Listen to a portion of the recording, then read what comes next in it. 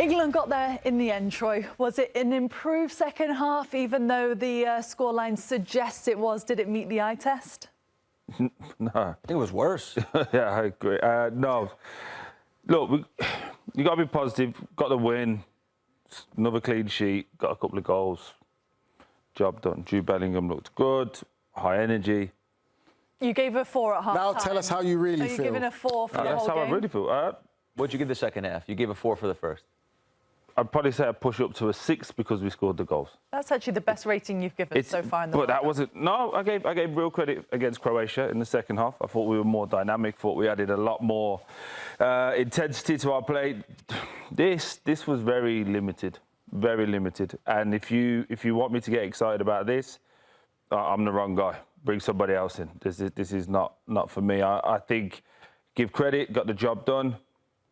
Panama played some good stuff. We made them look very good.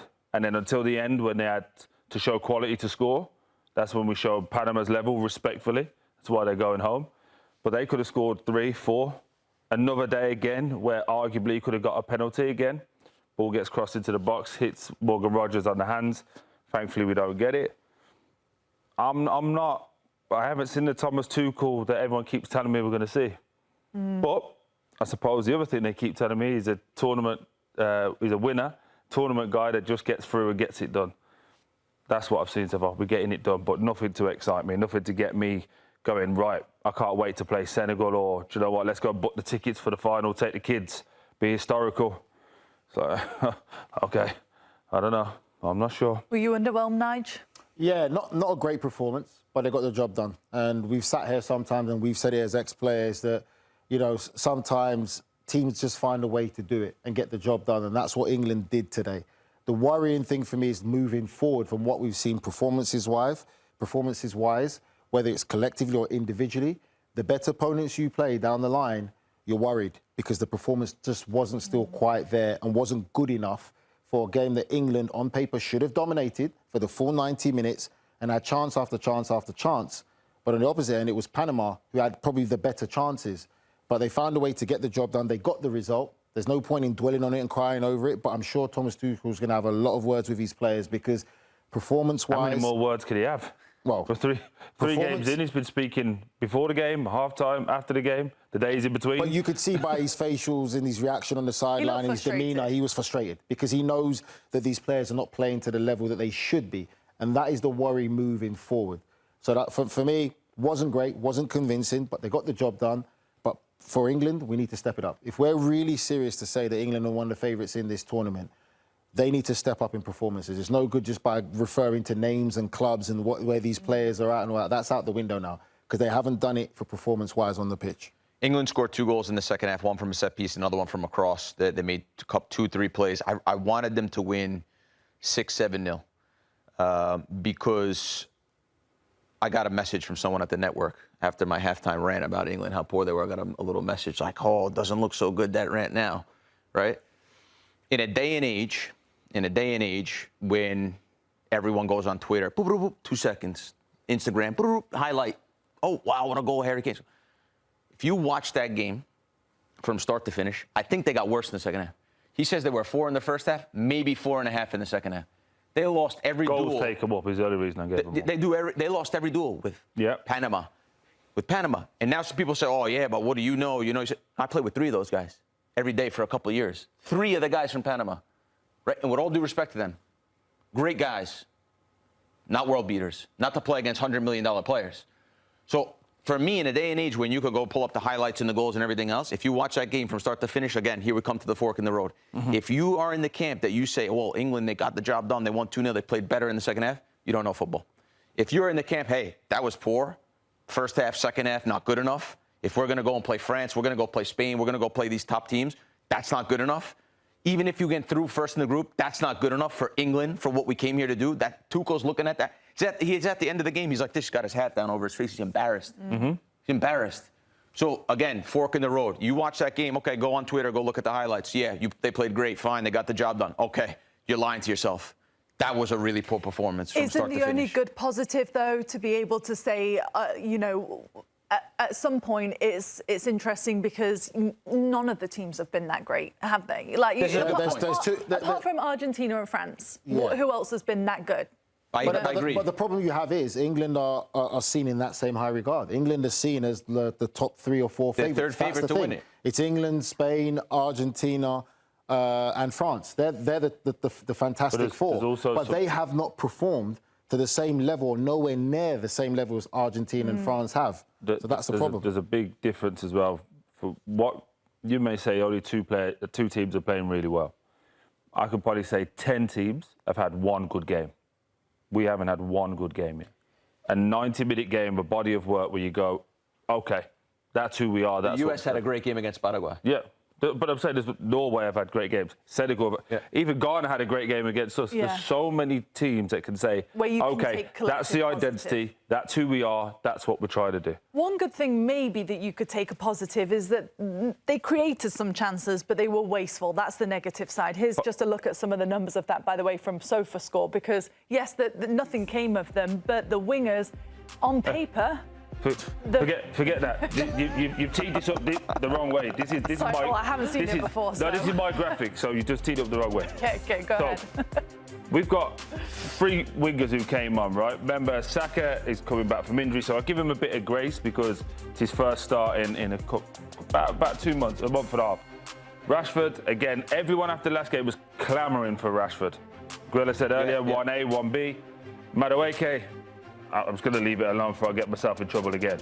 But forget all of the top bits there, the accurate passes. Have a look at the possessions lost. 14 for Saka, 20 for Rashford, 7 for Madueke. Now that's fine if when you're playing, you're being really insightful with the passes. You try little chances, flips around the corner. If you watch that game, Madueke, when he first came on, kicked it past someone, kicked it out for a goal kick. And I'm meant to get excited. Rashford kept coming in on his right foot. Wants to shoot. Oh, the shooting option's not on. I'll just kick it. Someone will be there. Like, so wasteful. And at the first half, I said it was about the 2 centre-backs and Elliot Anderson holding the game, dictating it and giving these guys a platform. The second half, believe it or not, they actually got a platform because the ball was going out to the wide players better because Panama were getting a bit more confident, going, right, we could go and take them on. So there was more spaces, more 1v1s. They got worse. They got worse. So when you try to look after them and go, maybe they need to get the platform for a striker or a wide player to perform, when they got the platform, they went, oh, do you know what I can do? You know what they were, actually? They were arrogant and they were ignorant. And they thought, all I need to do is I'm quicker than that person. I'm going to run past them. I play for whatever club. I'm better than that person. No. You're playing against another man on the opposite side who, A, is playing for his national team, for his family, for his like he feels it like this is important to me, and also they're going home. So now I want to showcase everyone against England with the most viewers I'm probably going to get in my career. I want to show you what I can do best. And they were ignorant and they were arrogant, and that graphic to me summed it up in a nutshell. I would also add to Troy's point. I think for me they were predictable. Like you could tell what was going to happen when they got on the ball. They drive in. Rashford always wants to come inside and get the shot off. It makes it easier to defend against. Saka does the same thing, come inside as well, wants to get, so it's easy when you've got numbers back to defend because you can't isolate people in real good one-on-one situations. Just to also add to what Troy's saying about giving the ball away. You're going to make mistakes, no problem. But I only give it from my point of view. Playing in centre midfield, in the generation I had to play against when you talk about the Torres, the Gerrards and all that, good coaches will tell you, listen, you want to be in that top level, you want to be respected as a player, 90 minutes of football, 2 halves. You can only give the ball away twice in the first half and twice max in the second half. That's how much pressure you put on yourself as a player to see or want to be that best. Yeah, you're still going to try and make forward passes, still going to try and affect the ball, but you're not going to give it cheaply away. And 2 passes or 2 missed passes in a game or 3 missed passes was the pressure you put on yourself every time you step on the pitch, regardless of opposition. So when you look at those numbers that was up there, at international level, worrying, wasn't it? To your point, then Madueke came on for 23 minutes. There's no way he should give away 7 times. Passes. He gave the ball. And again, it's not being overly critical. It's about having standards, Poppy. That's what some people have to understand. There's nothing wrong with having standards and high standards, and that's what I was told as a youngster playing. When you play these world-class players and what they do, they don't give the ball away cheaply. I mean, to just show how bad it was, Troy, you heard the numbers and said, sorry, did I hear that right? And then they were actually worse, weren't they, by the end of the match than what you initially thought. If you're Thomas Tuchel now, you've made some changes for this game. You all said on paper, apart from Declan Rice, this looks like a pretty strong team, which is also concerning. What changes? The right back went down again. Yeah, another injury. Well, another centre-half trying to play right back. So. They only played right back twice, I believe, this season for Leverkusen as well. What changes do you make now for the knockouts? Who are you going with on the attacking wings? Do you start Rashford? Does Anthony Gordon come back in? He's made his own bed. Fundamentally, we can't go away from the principle of what he wants to do, which is have pace and power in the wide areas. Again, if you had a Cole Palmer, Gibbs White, whoever, you could sprinkle that in and go, OK, we're going to try something different. He's chosen to go with a player profile that is pace, power, go wide, get cross in, or cut inside, get shots off. So there's not really a great deal he can do. We're talking a lot again about England, and this, considering we're top, and considering we're through comfortably, none of us are talking about, oh, wow. It doesn't give you that feeling, does it, of like it's coming home or we're going to go deep in the competition. Let me just point another fact out. Panama, who we'd all say are respectfully not at the level, 13 shots they had in one game of football that apparently we dominated. That the stats tell you we dominate. They had 13 shots. Luckily for us, only 2 were on target. Concerning. It is concerning. Another stat that's probably kind of puts into perspective just the England narrative here is all of the goal scorers actually from the tournament so far play their football outside of the Premier League. Harry Kane, Jude Bellingham and Marcus Rashford. Can you read anything into that, Grell?